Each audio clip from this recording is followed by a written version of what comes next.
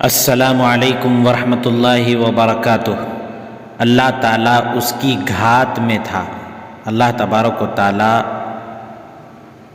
اس کو دیکھ رہے تھے۔ اس کی کل پونجی، پورا سامان ایک گائے تھی، اسی پر اس کی زندگی کا انحصار دار و مدار تھا۔ لیکن مجبوری بری بلا ہے، اپنا رد عمل ضرور ظاہر کرتی ہے اور اپنا رنگ دکھلائے بغیر نہیں رہتی۔ اس لیے تو کہتے ہیں کہ مفلسی میں آٹا گیلا۔ اس نے مجبور ہو کر بالآخر اپنی گائے بیچ ڈالی۔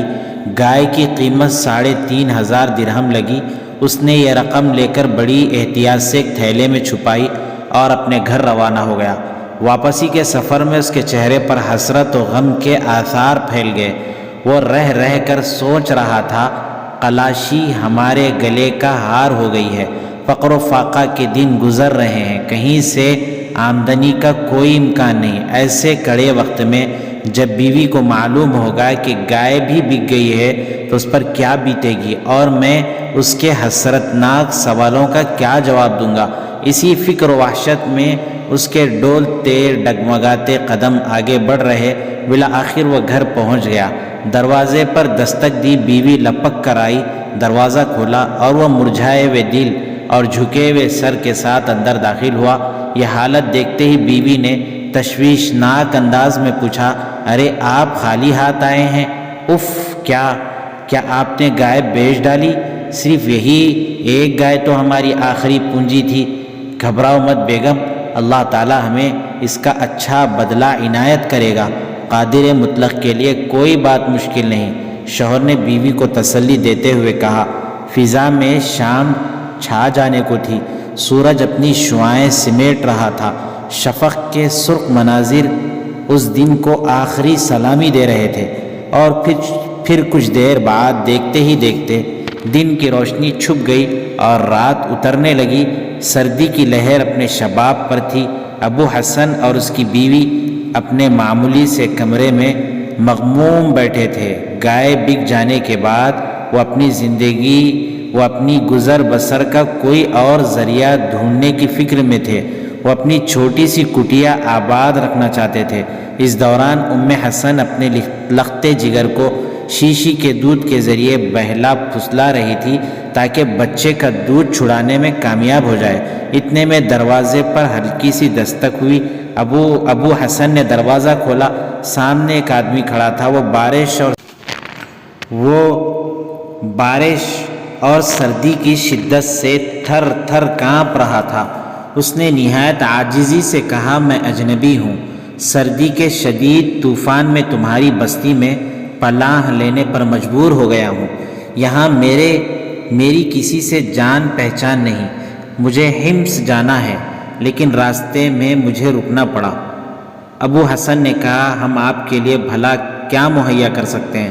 ہمارا گھر اس قدر تنگ ہے کہ ہمیں مہمانوں کے استقبال کی اجازت نہیں دیتا۔ اجنبی بولا، صرف سردی سے بچنے کا بندوبست کر دو، میرے لیے اتنا ہی کافی ہے۔ بس رات گزارنے کی اجازت دے دو، مجھے اور کسی چیز کی حاجت نہیں۔ میں تم پر کسی خرچ کا بوجھ نہیں ڈالوں گا۔ ابو حسن نے اسے بتایا، ہمارے پاس صرف یہی ایک ننھا سا کمرہ ہے، اس میں میرے ساتھ میری بیوی اور ہمارا چھوٹا سا بچہ سو رہا ہے، اس لیے ہم آپ سے معذرت خواہ ہیں۔ افسوس ہم آپ کی خدمت نہیں کر سکتے۔ اجنبی نے کہا، میں کمرے کے ایک کنارے سو رہوں گا، تم دوسری جانب سو جانا۔ تم میرے اور اپنے درمیان کوئی پردہ ڈال لو، اللہ تعالیٰ تمہیں اجر دے گا۔ یہ عاجزانہ باتیں سن کر حسن کا دل پسیج گیا۔ اس نے شوہر سے کہا، اے ابو حسن، اللہ تعالیٰ ہماری مدد کرے گا۔ ممکن ہے اس اجنبی مہمان کے ساتھ حسن سلوک کے صلے میں بدلے میں اللہ تعالیٰ ہماری مصیبتوں کا پہاڑ ٹال دے۔ پھر دونوں میاں بیوی اجنبی مہمان کا پرتپاک استقبال کیا۔ جو کچھ اوڑھنا بچھونا میسر تھا مہمان کو فراہم کر دیا، خود بستر پر لیٹ رہے۔ چند ہی لمحے گزرے تھے کہ ابو حسن اور اس کی بیوی دونوں ایسی غفلت اور غلبے کی نیند سوئے کہ خراٹے لینے لگے۔ اس کی وجہ یہ تھی کہ دونوں میاں بیوی دن بھر کی زبردست محنت و مشقت کے باعث بہت تھکے ہوئے تھے۔ ادھر اجنبی گھر والوں کو بغور تاڑ رہا تھا، گور رہا تھا۔ جب اسے یقین ہو گیا کہ دونوں میاں بیوی دنیا وما فیہا، یعنی دنیا اور اس کی چیزوں سے بے خبر ہو کر گہری نیند میں غرق ہو چکے ہیں اور ان کے پہلو میں ان کا دودھ پیتا بچہ بھی مزے سے سو رہا ہے، تو وہ نہایت آہستگی سے اٹھا اور دبے پاؤں چلتا ہوا بچے کی جگہ تلاش کرنے لگا۔ پھر جلدی بچے کو اٹھایا اور کمرے سے باہر آنگن میں ڈال دیا۔ پھر جلدی سے اپنے بستر پر آ کر اس طرح لیٹ گیا جیسے گہری نیند سو رہا ہو۔ باہر کھلی فضا میں بچے کو سخت سردی لگی تو وہ رونے لگا اور چلانے لگا۔ بچے کے رونے کی آواز سن کر ماں فوراً جاگ اٹھی، بچے کو ڈھونڈا لیکن بچہ بستر پر موجود نہ تھا۔ اس نے شوہر کو جگایا اور کہا، شاید ہمارا بیٹا کھسکتے کھسکتے آنگن میں چلا گیا ہے، آئیے جلدی اٹھیے۔ اسے اٹھا کر بستر سے اٹھا کر باہر صحن میں ڈال دیا اور اسے روتا چھوڑ دیا تاکہ میاں بیوی بے قرار ہو کر بچے کو لینے کے لیے کمرے سے نکل جائیں اور اسی دوران وہ تھیلی پر ہاتھ صاف کر لے۔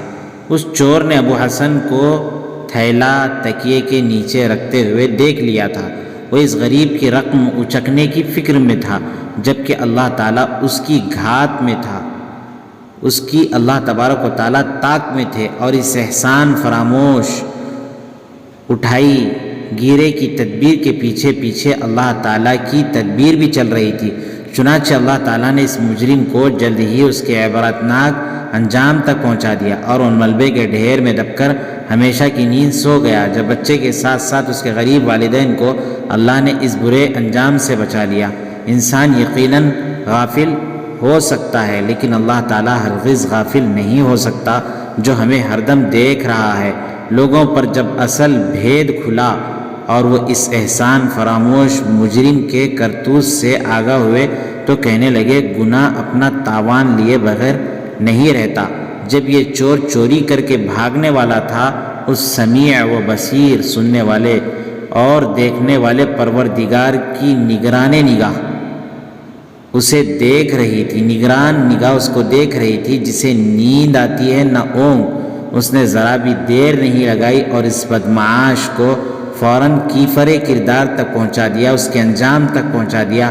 دشمن اگر قوی است نگہبان قوی تر است، اگر دشمن قوی ہے تو نگہبان تو اس سے زیادہ قوی ہے۔ یہ واقعہ قصص حادثۃ من واقعات الحیاء لمحمود درویش سے معمولی تصرف اور حق و فق کے ساتھ یہاں پر نقل کیا گیا ہے کہ برائی کا انجام برا ہی ہوتا ہے۔ برائی کو انجام دینے والا، برائی کی تدبیر کرنے والا اپنی کوشش کرتا ہے، اپنی محنت کرتا ہے، اپنی جد و جہد کرتا ہے، اللہ اپنی تدبیر کرتے ہیں۔ اللہ ہمیں برائیوں سے محفوظ فرمائے۔ ہمارے چینل کو سبسکرائب کریں، ویڈیو کو لائک کریں، شیئر کریں۔ جزاکم اللہ خیرا واحسن الجزاء۔